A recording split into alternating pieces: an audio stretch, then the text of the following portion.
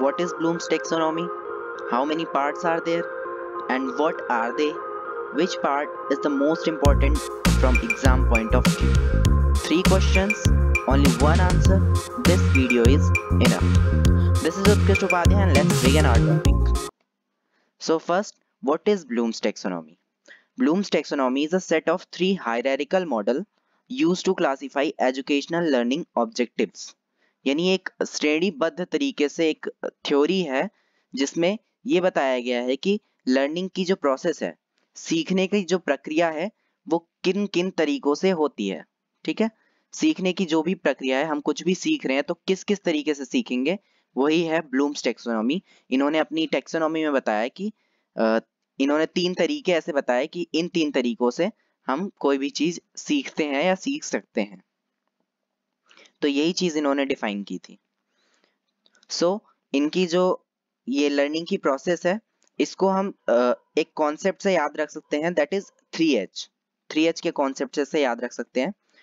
पहला है हेड, यानी हमारा सबसे ऊपर दिमाग यानी संज्ञानात्मक पक्ष। संज्ञानात्मक पक्ष को हम कहते हैं कॉग्निटिव डोमेन, यानी जो भी चीज हम दिमाग से सीखते हैं, जो भी चीज अपने संज्ञान से सीखते हैं, वो है संज्ञानात्मक पक्ष, कॉग्निटिव डोमेन। आगे हम इन तीनों को एक्सप्लेन में बात करेंगे, अभी इसमें शॉर्ट में जानते हैं।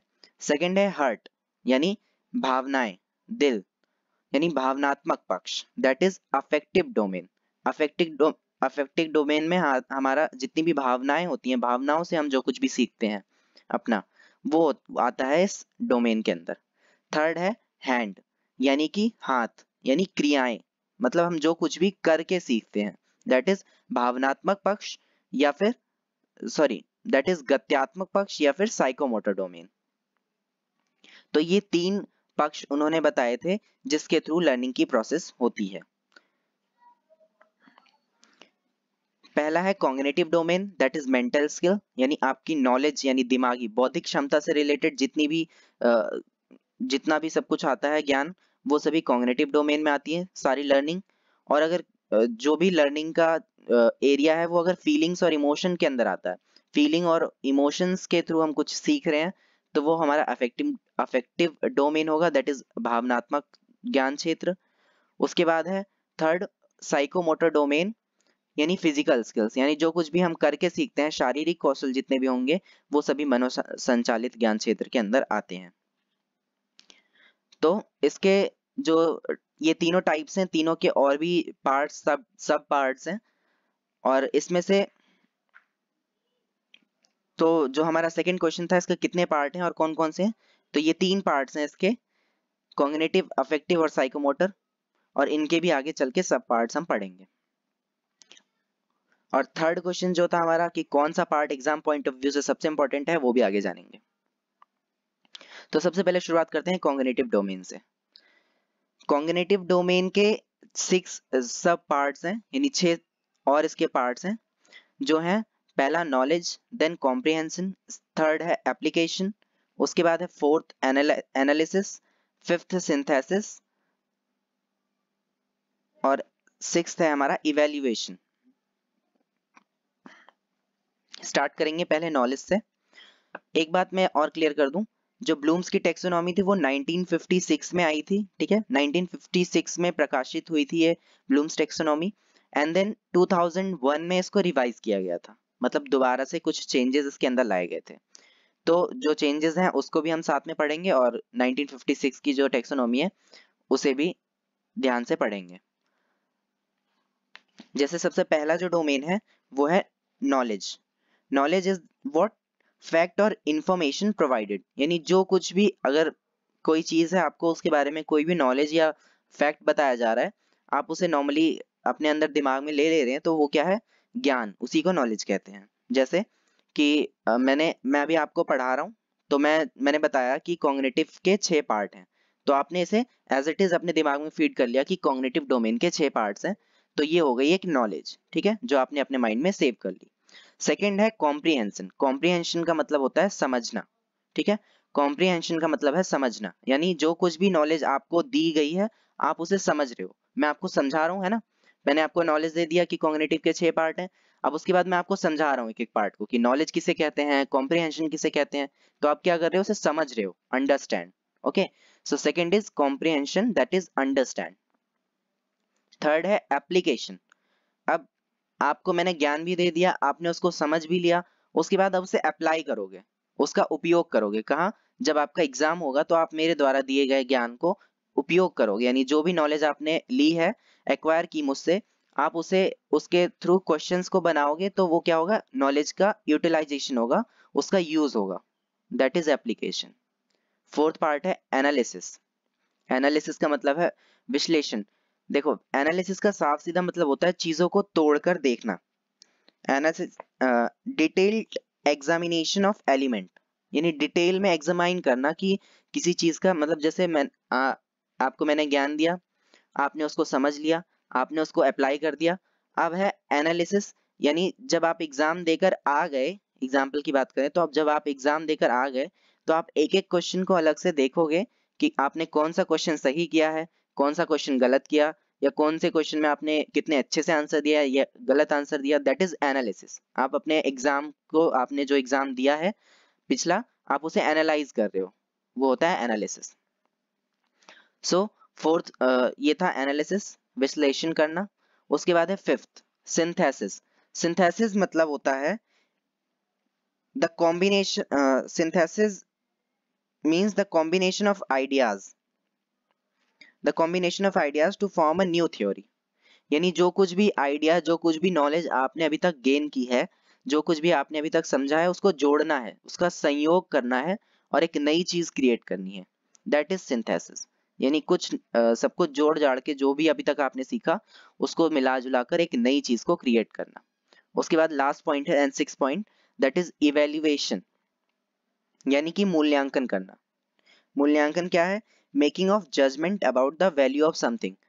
अब मान लो आपने सारी प्रोसेस कर लिया, आपने सीख लिया, आपने समझ लिया, आपने उसको अप्लाई भी कर लिया, उसके बाद एनालाइज भी कर लिया। अब आप एक जजमेंट पे पहुंचोगे, आप एक जजमेंट बनाओगे कि हाँ, अगर मैंने ये क्वेश्चन इतने सही किए थे, इतने गलत किए थे, तो अब मेरे इतने मार्क्स आने चाहिए। आपने एक जजमेंट बनाया, दैट इज इवेल्युएशन। तो ये 1956 के हिसाब से था। 2001 वाली जो हायरार्की है उसमें क्या चेंज था? 1956 की हायरार्की नाउन पर बेस्ड थी, और जो 2001 की हायरार्की थी वो वर्ब से, वर्ब्स पे, मतलब उसको वर्ब में चेंज कर दिया गया था। जैसे नॉलेज को रिमेंबर कर दिया गया था, कॉम्प्रिहेंशन को अंडरस्टैंड, एप्लीकेशन को just apply, and then analysis is analyse. और यहाँ पर जो मेजर चेंज आपको देखने को मिलेगा वो है सिंथेसिस को सबसे ऊपर कर देना, दैट इज क्रिएट, उसको चेंज करके मतलब उसका क्रिएट नाम रखा गया, और इवेल्युएशन वाली प्रोसेस को एक स्टेप नीचे कर दिया गया। इसका मतलब आप पहले इवेल्युएट करोगे एंड देन आप कुछ नया क्रिएट करोगे। तो ये था 2001 की हायरार्की। सो कॉग्निटिव डोमेन जो है वो, इसके 6 पार्ट्स हैं, इतना ही। उसके बाद है ये एक डायग्राम आपको देख रहे होंगे, इसमें सारे जो ये कुछ वर्ड्स इसमें मेंशन किए हुए हैं, जैसे रिमेंबर है डिफाइन, डुप्लीकेट, लिस्ट, या फिर अंडरस्टैंड में क्लासीफाई, डिस्क्राइब, अप्लाई में है सॉल्व, यूज, इस तरीके के जो वर्ड्स, मतलब इस इन वर्ड्स से ना कई बार क्वेश्चंस बन जाते हैं, तो इसको आपको ध्यान में रखना है। देन सेकंड पार्ट है अफेक्टिव डोमेन, यानी भावनात्मक ज्ञान क्षेत्र। अफेक्टिव डोमेन जो है that is related with our emotions, feelings, values, motivations and attitude. ठीक है, इन सारी चीजों से जुड़ा होता है ये। इसके भी 5 पार्ट है। जैसे पहला है receiving, then responding, valuing, organizing and characterization. एक एक को अच्छे से समझेंगे। रिसीविंग का क्या मतलब होगा? जैसे मैं आपको अभी पढ़ा रहा हूं तो आप नॉलेज को रिसीव कर रहे हो, दैट इज रिसीविंग, आग्रहण, किसी भी चीज को ग्रहण करना। ठीक है। सेकेंड पार्ट है रिस्पॉन्डिंग। रिस्पॉन्डिंग मतलब अब आप रिस्पॉन्ड कैसे करोगे? जब मैंने पहले, आपने रिसीव कर लिया नॉलेज को, अब आपको इसके थ्रू, मतलब इसके लिए रिस्पॉन्ड करना है, तो रिस्पॉन्ड कैसे करोगे? वीडियो को लाइक करके और सब्सक्राइब करके चैनल को। तो ये आपकी प्रतिक्रिया हो गई मेरे लिए, दैट इज रिस्पॉन्डिंग। उसके बाद है आकलन, यानी वैल्यूइंग करना। अब जैसे मैंने आपको पढ़ाया, तो अब मैं आपको बताऊंगा इसमें कि कौन सा टॉपिक इसमें सबसे ज्यादा इंपॉर्टेंट है, जो एग्जाम में जो जितने भी हायर एग्जाम्स हैं उसमें सबसे ज्यादा क्वेश्चन आते हैं, है ना। तो मैं आपको एक ऐसा पॉइंट बताऊंगा कि आपको इस पॉइंट को ज्यादा ध्यान से पढ़ना है, तो आप उसको क्या करोगे, ज्यादा वैल्यू दोगे, है ना। जब मैंने आपको बताया कि ये चीज ज्यादा इंपॉर्टेंट है तो आप उसे ज्यादा वैल्यू दोगे, तो वो होता है वैल्यूइंग। उसके बाद फोर्थ पॉइंट क्या है, ऑर्गेनाइजिंग या संयोजित करना। मतलब अभी तक की जो भी इंफॉर्मेशन मैंने आपको प्रोवाइड करी, आप उसे ऑर्गेनाइज करोगे एक वेल मैनर में। क्योंकि मे भी आपको डाटा कुछ बिखरा बिखरा नजर आए या आप अपने हिसाब से उसको लिखोगे बेहतर तरीके से, तो वो होता है ऑर्गेनाइजिंग डाटा। उसको अच्छी तरीके से एक ऑर्गेनाइज वे में संयोजित करना वो। उसके बाद फिफ्थ पॉइंट है कैरेक्टराइजेशन। यानी अब मैंने आपको पढ़ाया, आपको कॉन्फिडेंस आया, आपके अंदर एक मोटिवेशन आ गया कि अब ये क्वेश्चंस तो मैं एग्जाम में कर ही लूंगा, आपको अच्छे से समझ में आ गया, तो वो हो गया कैरेक्टराइजेशन। मतलब आपने उसको अपने अंदर समाहित कर लिया, वो ज्ञान आपको अच्छे से समझ में आ गया, वो होता है निरूपण यानी कैरेक्टराइजेशन। उसके बाद है थर्ड पॉइंट साइकोमोटर डोमेन या गत्यात्मक पक्ष, जिसके जिसके 5 पॉइंट इसमें बताए गए हैं। जैसे सबसे पहला है रिफ्लेक्स मूवमेंट। रिफ्लेक्स मूवमेंट्स कौन से होते हैं, जो जैसे छोटा बच्चा हो गया, उसकी पलकों का झपकना हो गया रिफ्लेक्स मूवमेंट। ऑटोमेटिक रिएक्शंस, यानी जैसे छोटा बच्चा होता है वो आपके पास आप उसके पास हाथ लेकर जाओगे, वो आपकी उंगलियों को पकड़ लेगा, अपने आप उसको ग्रास्प कर लेगा, तो वो एक ऑटोमेटिक रिएक्शन हो गया। उसके बाद है बेसिक फंडामेंटल मूवमेंट्स। ये कैसे, जैसे नॉर्मल वॉक कर रहे हो आप या बैठे सिटिंग या वॉकिंग, दैट इज, ये जितने भी सिंपल मूवमेंट्स जो हैं ये सारे, ये सब बेसिक फंडामेंटल मूवमेंट है। उसके बाद है परसेप्चुअल एबिलिटी, यानी परसीव करके, जो मतलब देख कर, एनवायरमेंट से जो कुछ भी आप देख रहे हो उसको देखकर जो भी मूवमेंट्स की जाती हैं वो सब आती हैं परसेप्चुअल एबिलिटीज। जैसे बच्चे होते हैं अक्सर एक दूसरे की जो बड़े कर रहे होते हैं या एनवायरमेंट में जो उनके हो रहा है वही देख के वो उस चीज को नकल करते हैं और वही सीखते हैं, तो ये उसके अंदर आता है, ये वही है। फिजिकल एक्टिविटीज, मतलब जैसे दौड़ना, भागना, कूदना, ये सारी चीजें फिजिकल एक्टिविटीज में। स्किल्ड मूवमेंट क्या है, जिसमें आपको एक अलग ही लेवल की एफिशिएंसी हो, वो स्किल्ड मूवमेंट है। जैसे आप रस्सी कूद रहे हो, आप साइकिल चला रहे हो, साइकिल चलाने के लिए क्या है, आपको एक बढ़िया सा बैलेंस बनाना जरूरी है, तो वो एक स्किल्ड मूवमेंट हो गया। उसके बाद है नॉन डिस्कर्सिव कम्युनिकेशन। ये है मतलब कि इसके अंदर आता है, अब तक क्या है, आप सारी बॉडी मूवमेंट्स कर रहे थे, लेकिन इसमें आप अपनी बॉडी लैंग्वेज से ही अपनी बात को आगे रख देते हो। जैसे आपको गुस्सा आ रहा है, आप चुपचाप बैठ गए एक तरफ कोने में मुंह फुला के, अगला समझ जाएगा कि हाँ इस बात मतलब इसे किसी बात का गुस्सा है, तो मतलब आपने बॉडी लैंग्वेज से ही आप अपनी जो भावनाएं हैं, जो कुछ भी है, आप उसे व्यक्त कर रहे हो, वो है नॉन डिस्कर्सिव कम्युनिकेशन। तो ये 5 पॉइंट थे साइकोमोटर डोमेन के। साइकोमोटर डोमेन में ही आपको कुछ बुक्स में वो 5 पॉइंट देखने को मिलेंगे और कहीं कहीं आपको ये 5 पॉइंट्स भी देखने को मिल सकते हैं। ये चेंजेस इसलिए कि जो टाइम टू टाइम उसमें उसको मतलब थ्योरीज को रिवाइज किया जाता है या डेवलप किया जाता है, इस वजह से ये थोड़े बहुत चेंजेस आपको देखने को मिल सकते हैं। तो किसी बुक में आपको वो 5 पॉइंट देखने को मिलेंगे या कहीं भी आपको ये 5 पॉइंट्स भी देखने को मिल सकते हैं। जैसे तो हम इसे भी जान लेंगे।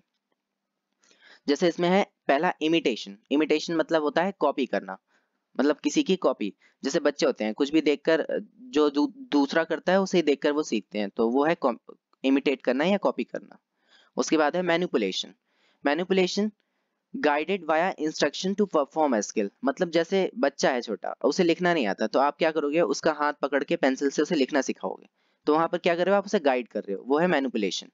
उसके बाद है प्रिसीजन। अब बच्चा थोड़ा और बड़ा हो गया, उसे अब आपको उसको पेंसिल हाथ पकड़ के चलाने की जरूरत नहीं है, वो अपने आप लिख लेगा, अपने आप एग्जैक्ट तरीके से एक्यूरेसी आ जाएगी उसके अंदर, वो खुद लिख सकता है, तो वो हो गया प्रिसीजन। आर्टिकुलेशन, बच्चा थोड़ा और बड़ा हो गया, अब वो सिर्फ लिख नहीं सकता है, मतलब स्पीड में एक तरफ वो लिख तो रहा ही है, साथ के साथ वो बोर्ड पे मतलब देख भी रहा है, या फिर आप सुन भी रहा है, वो सुन के भी लिख सकता है, देख के भी लिख सकता है और बढ़िया सी ड्राइंग वगैरह भी बना सकता है, तो ये क्या है, स्किल हो गया। उसमें वो इसको जो है कॉन्स्टेंटली परफॉर्म भी कर सकता है। उसके बाद लास्ट है नेचुरलाइजेशन, यानी जो भी स्किल्स को वो परफॉर्म कर रहा था, अब वो उसको नेचुरली बिल्कुल फ्लो में कर सकता है। जैसे एकदम बड़ा बढ़िया बच्चा है कॉलेज का या 12th 10th 12th का, तो वो अच्छे से लिख लेगा, स्पीड में लिख लेगा, या ड्राइंग बनाने को कहोगे ड्राइंग बना लेगा, और उसमें एक मतलब जो फिजिकल या मेंटली थकान वाली जो बात होती है वो भी नहीं आएगी, वो मतलब एक उसे नेचुरल चीज लगेगी, लिखना या बोलना जो भी वो कर रहा है एक्टिविटी। तो ये हो गया नेचुरलाइजेशन। तो जो हमारा, तो ये 3 पार्ट्स थे जिसको हमने जाना। अब जो हमारा लास्ट क्वेश्चन था कि कौन सा part exam point of view से सबसे ज्यादा इंपॉर्टेंट है, तो जो एग्जाम पॉइंट ऑफ व्यू से हमारा सबसे ज्यादा इंपॉर्टेंट है वो है हमारा